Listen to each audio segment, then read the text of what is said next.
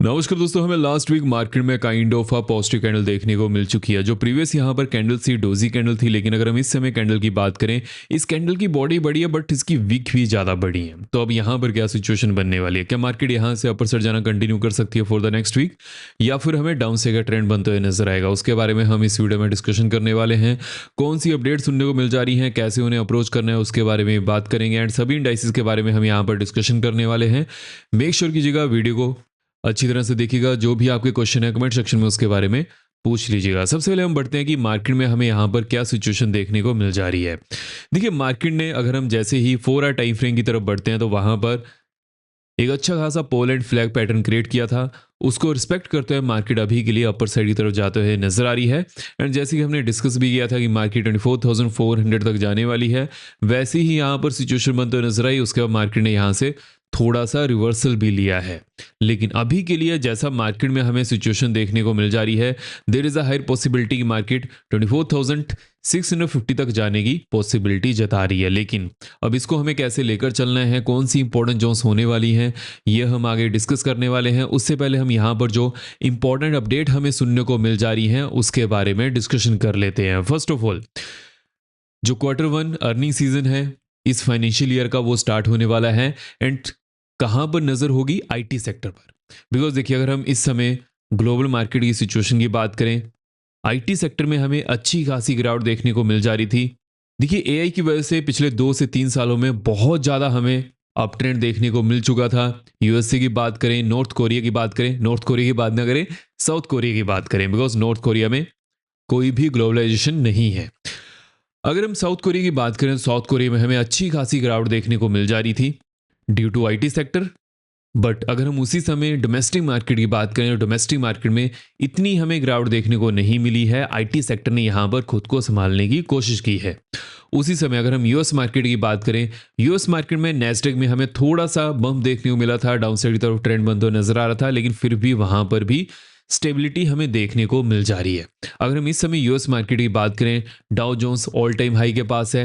अगर हम उसी समय अपनी डोमेस्टिक मार्केट की बात करें तो domestic market all time high से 8 से 9% दूर है।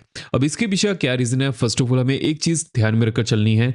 यूएस मार्केट में हमें इतना ज्यादा अपसाइड का ट्रेंड क्यों देखने को मिल रहा है? बिकॉज ट्रंप प्रेसिडेंट बने हैं for the second term.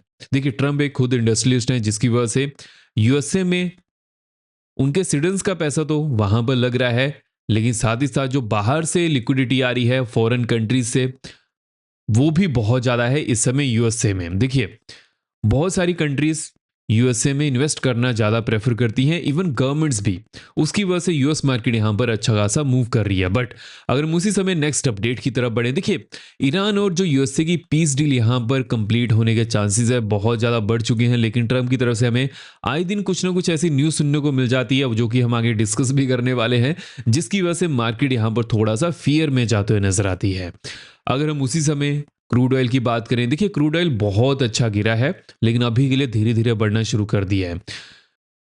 But फिर भी जब तक क्रूड ऑयल 85 के नीचे है, स्टेबिलिटी बनी रहती है इन मार्केट। बट जैसे ही 85 के ऊपर जाता है, हमारी जो डोमेस्टिक मार्केट है वहां पर थोड़ी सी घबराहट होना शुरू हो जाती है। बिकॉज हम क्रूड ऑयल इंपोर्टिंग कंट्री हैं, हमारे यहाँ पर क्रूड ऑयल नहीं होता है, जिसकी वजह से अगर क्रूड ऑयल बहुत ज़्यादा बढ़ेगा, उस समय बहुत सारी कंपनीज को, या फिर ऐसा कहें कि सभी सेक्टर्स को यहाँ पर घाटा नुकसान उठाना पड़ जाता है।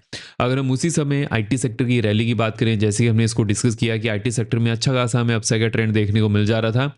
अभी के लिए जो मेजर यहाँ पर न्यूज़ होने वाली है, Q1 रिजल्ट जैसे ही अपडेट होंगे वो मैं आपको अपडेट कर ही दूंगा। लेकिन अगर हम उसी समय रुपी की बात करें, देखिए, रुपी हालांकि यहाँ पर बहुत ज़्यादा वीक हो चुका है, 95 के आसपास है, लेकिन एक चीज के ऊपर फोकस करना है। बहुत ही ज्यादा कम समय में जब रुपी यहां पर डिक्लाइन हुआ है, डेप्रिशिएट हुआ है, इसके एप्रिशिएट करने के चांसेस अभी के लिए ज्यादा बन चुके हैं। बिकॉज जो भी सिचुएशन ग्लोबल मार्केट में थी, अभी के लिए ठंडे बस्ते में जाते हुए नजर आ रही है। क्रूड ऑयल के प्राइसेस भी कम हो चुके हैं, तो ये चीज के ऊपर फोकस करना है। एफआईस की बात कर लेते हैं।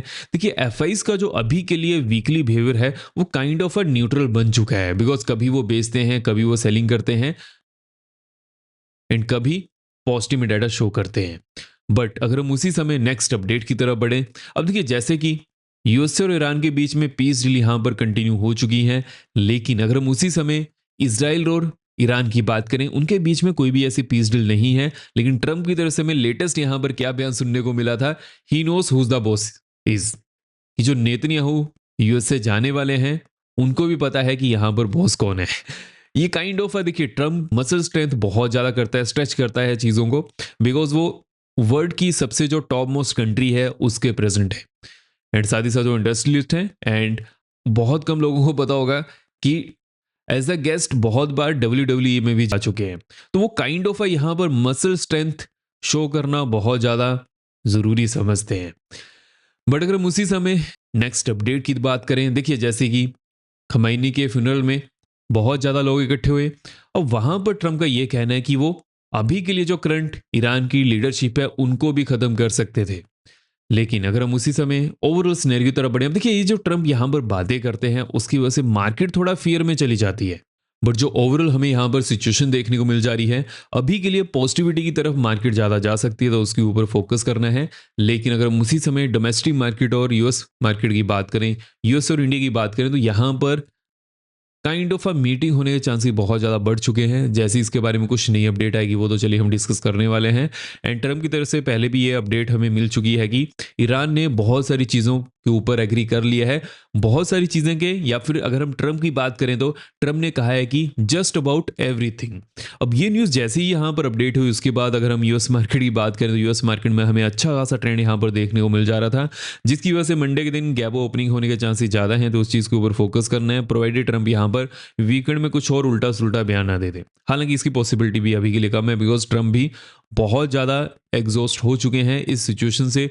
3-4 महीने से ईरान और यूएसए की जो सिचुएशन है उसमें यूएसए को ज़्यादा नुकसान उठाना पड़ रहा है। अगर हम उसी समय एफआईज के डाटा की बात करें, एफआईज ने फ्राइडे दिन यहाँ पर पॉजिटिव में डाटा शो किया है। डीआईज की बात करें तो डीआईज ने नेगेटिव में डाटा शो किया, बिकॉज एफआईज के ऑर्डर को फिल करने डीआईज आते हैं, तो उसकी वजह से डीआईज यहाँ पर ये चीज़ करते हुए देखने को मिल जा रहे हैं। बट जो ओवरऑल हमें यहाँ पर चीज़ें देखने को मिल जा रही हैं, अगर एफआईज का पॉजिटिव में डाटा आता है, there is a higher possibility की मार्केट यहाँ पर पॉजिटिवली ही बिहेवियर शो करती है। बट एक चीज़ के ऊपर फोकस करना है, अगर मार्केट में बहुत बड़ी गैप ओपनिंग हो जाती है उसके बाद मार्केट रेंज बाउंड हो जाती है, जैसे कि हमें फ्राइडे दिन भी देखने को मिल चुका है। एंड अगर हम उसी समय यूएस मार्केट की बात करें, यूएस मार्केट में कौन से इंपॉर्टेंट डाटा आने वाले हैं, minutes of Fed June FOMC meeting. अब देखिए ये चीज़ बहुत ही ज़्यादा इंपॉर्टेंट होने वाली है, बिकॉज जो नए फेड चेयरमैन यहाँ पर हैं उनकी फर्स्ट मीटिंग थी, तो यहाँ पर देखना पड़ेगा जो बाकी मेंबर्स हैं उनका क्या कहना है, वो क्या रेट कट के फेयर में है या फिर रेट हाइक के फेयर में है। हालांकि मेरा जहां तक मानना है मेजोरिटी ऑफ द जो मेंबर रहेंगे वो रेट पॉज या फिर रेट हाइक के ऊपर ज़्यादा फोकस करने वाले हैं। तो जैसे इसके बारे में कुछ नई अपडेट आएगी वो तो चलिए हम डिस्कस करने वाले हैं। अगर हम उसी समय क्रिप्टो की बात करें, क्रिप्टो में क्या सिनेरियो देखने को मिल जा रहा है, क्रिप्टो प्रीवियस डे से बढ़ते हुए नजर आया है एंड अभी के लिए 63,000 के आसपास है। तो यहाँ पर किस जोन के ऊपर फोकस करना है, 63,100। अगर इसके ऊपर on the 15 minute time frame market close करती है, नेक्स्ट जोन यहाँ पर 63,600 की होने वाली है। उसके बाद नेक्स्ट जोन यहाँ पर 64,200 की बनते हुए नजर आ रही है। लोरेंट की बात कर लेते हैं, अब के लोरेंट में 62,600 के नीचे on the 15 minute time frame अगर मार्केट क्लोज करती है डाउन साइड में, नेक्स्ट जोन यहाँ पर 62,150 की होने वाली है। उसके बाद नेक्स्ट जोन यहाँ पर 61,500 की देखने को मिल सकती है। और देखिए जिसको भी कॉमोडिटी में या फिर क्रिप्टो इंटरेस्ट है तो कॉइनडेसिम में अकाउंट ओपन कर सकते हैं। और अभी के लिए कॉमोडिटी में फीस बहुत ज़्यादा कम हो चुकी है, 80% फीस यहाँ पर कम है, तो उसका भी आप फायदा उठा सकते हैं। जैसे ही डिस्क्रिप्शन में दिए गए लिंक से अकाउंट ओपन करिएगा उसके बारे में मुझे अपडेट कर दीजिएगा, जिसको भी क्रिप्टो चैनल में ऐड होना है। अगर हम यहाँ पर इंपॉर्टेंट जोन्स की तरफ बढ़ें कि अभी के लिए जैसा मार्केट सिनेरियो शो कर रही है, यहाँ पर कौन सी इंपॉर्टेंट जोन्स होने वाली हैं। देखिए मार्केट ने कहाँ पर क्लोजिंग की है, मार्केट ने 24,270 के आसपास क्लोजिंग की है। जैसी मार्केट 24,350 के ऊपर on the daily time frame close करती है, नेक्स्ट जोन यहाँ पर 550 की होने वाली है। उसके बाद 550 से लेकर 600 की जोन में एक अच्छी खासी रेजिस्टेंस जोन बन चुकी है। और जैसे ही on the daily time frame 650 के ऊपर मार्केट जाती है, नेक्स्ट जोन यहाँ पर ऑलमोस्ट 885 की होने वाली है। लोरेंट की बात कर लेते हैं, अभी के लिए लोरेंट में एक अच्छी खासी यहाँ पर सपोर्ट जोन बन चुकी है। तो जब तक मार्केट 24,000 के नीचे on the daily time frame close नहीं करती है, यहाँ पर मार्केट के सपोर्ट लेने के चांसेस ज़्यादा बनते हुए नजर आ रहे हैं। लेकिन अगर on the daily time frame market इसके नीचे क्लोज कर जाती है, नेक्स्ट जोन यहाँ पर 23,750 की होने वाली है। उसके बाद नेक्स्ट जोन यहाँ पर 65 की बनते हुए नजर आ रही है। अगर हम उसी समय बैंक्स की बात करें कि बैंक्स में नेक्स्ट वीक के लिए क्या सिनेरियो बन सकता है, देखिए बैंक्स ने 58,000 के आसपास क्लोजिंग की है, तो अभी के लिए 58,200 के ऊपर on the daily time frame अगर मार्केट क्लोज करती है नेक्स्ट जून यहाँ पर ऑलमोस्ट 950 की होने वाली है। उसके बाद नेक्स्ट जून यहाँ पर 59,725 की देखने को मिल सकती है। लोरेंट की बात कर लेते हैं। अब की लोरेंट में 57,550 नीचे on the daily time frame market अगर क्लोज करती है डाउन साइड में नेक्स्ट जून यहाँ पर 57,000 की होने वाली है। उसके बाद नेक्स्ट जून यहाँ पर 56,485 की देखने को मिल सकती है। अगर हम उसी समय सेंसेक्स की बात करेंगे, सेंसेक्स में क्या सिनेरियो देखने को मिल जा रही है, इसे हमें कैसे अप्रोच करना है। देखिए सेंसेक्स ने 77,763 के आसपास क्लोजिंग की है, तो यहाँ पर किस जोन के ऊपर मैं फोकस कर रहा हूँ 78,000। अगर इसके ऊपर on the daily time frame market close कर जाती है नेक्स्ट जून यहाँ पर 78,750 की होने वाली है। उसके बाद नेक्स्ट जून यहाँ पर 79,450 की देखने को मिल सकती है। लोअर एंड की बात कर लेते हैं। लोअर एंड में जैसी मार्केट 77,500 के नीचे जाती है डाउन साइड में नेक्स्ट यहाँ पर 76,750 की देखने को मिल सकती है। उसके बाद नेक्स्ट यहाँ पर 76,000 की बनते हुए नजर आ रही है। अगर हम उसी समय मिड कैप की बात करें कि मिड कैप में अभी के लिए क्या सिनेरियो देखने को मिल जा रहा है, देखिए mid cap all time high के पास है। जैसे अगर हम यूएस मार्केट की बात करें, यूएस मार्केट ऑल टाइम के पास है। अगर हम मिड कैप की बात करें तो मिड कैप भी ऑल टाइम हाई के पास है, जबकि अगर हम अदर इंडाइसिस की बात करें, ओवरऑल जो ब्लू चिप स्टॉक है उनकी बात करें तो वो नीचे है। उसके पीछे का क्या रीजन है, बिकॉज एफआईज की सेलिंग ज्यादा है।